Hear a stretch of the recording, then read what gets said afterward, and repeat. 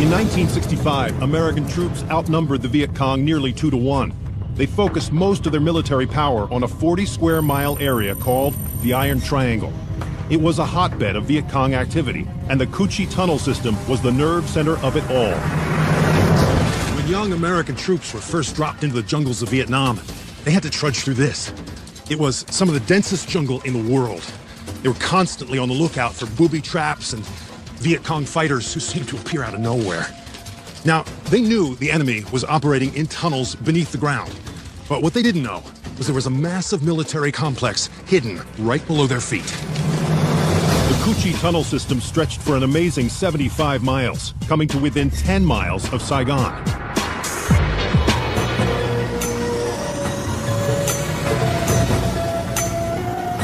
Much of the system was destroyed by bombs or bulldozed. But under Tung Fu village, a large section of these tunnels remains intact. And local guide Ho Hunan knows it inside and out. Can you find the entrance down? Find the entrance. This looks like an entrance right Can here. you open it? That bomb explosion. That the booby trap there. This is a booby trap. Yeah, I got blown sure. up in a bomb. Huh? Yes. So this is a decoy. So they wanted us to find this. They wanted us to open this up. They wanted us to die. An elite group of Allied soldiers called Tunnel Rats volunteered to infiltrate the Viet Cong's massive underground complex. It was the only way to find and kill the enemy, but it was also the deadliest job in the war. For them, these tunnels were hell. Tunnel rats, eager to find an entrance, were often caught in deadly traps like this one. The dummy entrance door was wired to a hand grenade that exploded when the door was lifted. Another simple trick was to attach a tripwire to a box of scorpions, or simply dig a pit inside the tunnel and fill it with sharpened bamboo stakes. The fall usually wasn't fatal, so the stakes were dipped in feces, practically guaranteeing a horrible death by infection. You can try it for yourself. Just small area. Oh yeah. So it's a really small hole. That's only fit for the Vietnamese because it's so slim. Oh, okay. So there were small men, small soldiers. They could fit in this, whereas Americans such as myself would not fit so well. So this was in itself a kind of protection. So it's one big network down there. 40 years ago, this would have been the last place you'd want to go. Down into a tiny, twisting, hand-carved tunnel that might stretch on for miles, or suddenly dead end in a booby trap or a bunker full of enemy soldiers. Man, Careful, hands off. It's really dark, and it's really tight.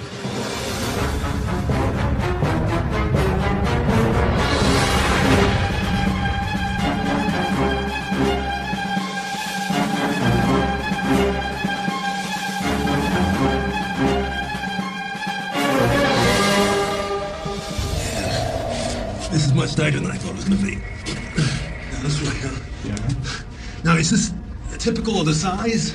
In the water, no smaller. Oh man, it's Lower than this one. What is this? This is a scorpion, huh? Yeah. Phew, it's really tight.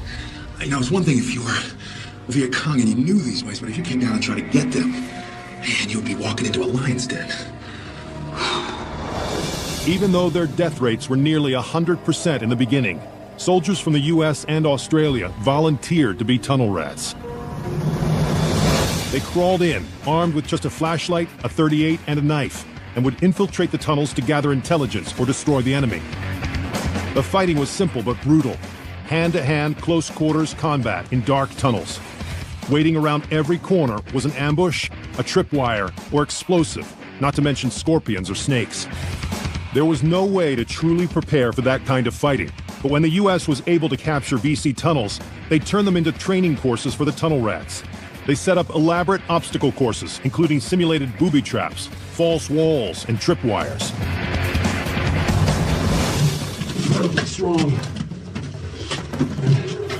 Incredibly long. Look, you can see the bats. About every 6 feet or so, there's another bat.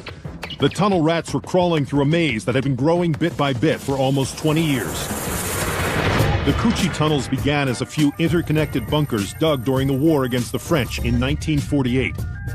Over the years, they expanded out in a series of looping, crisscrossing passages, with multiple routes between each section, in case bombing or a cave-in destroyed a portion of any one tunnel. Basic defenses were built in, The main passages zigzagged to deflect explosions, and every 100 meters there were shallow pits full of water that absorbed fumes from tear gas grenades and smoke bombs. In some areas, the tunnels were 4 levels deep, 30 feet beneath the surface. Some B-52 craters all over the place. I mean, and that's only like, I don't know, 15 feet over our heads or so.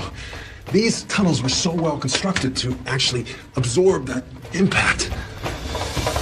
It was an enormous construction project. Workers tended the rice fields during the day and at night dug the tunnels beneath them. The average worker moved 35 cubic feet a day, about 6 wheelbarrow loads. But fresh earth would show up in aerial photographs, so the dirt had to be hidden in bomb craters, in rice paddies, or covered with leaves. It just takes a minute to crawl 35 feet, but to dig that same distance would take an entire day.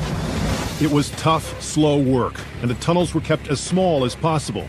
3.9 feet wide, 3 to 6 feet high. The size was crucial to prevent cave-ins when 50-ton tanks rumbled overhead. Every tunnel and every chamber kept their ceiling spans small, smaller than the surface area of the tank treads. This way, tanks were always at least partially on solid ground. The weight was evenly distributed, and the tunnels were saved. And that was crucial to the war effort of the Viet Cong. There were 3 major VC headquarters hidden in Cu Chi, scores of bomb-making workshops, and thousands of guerrilla soldiers. Oh, look, this goes into a room down here, huh? What is this? That's the fighting bunker. I can see daylight way out here. Yeah, I see the jungle, man, this is bad.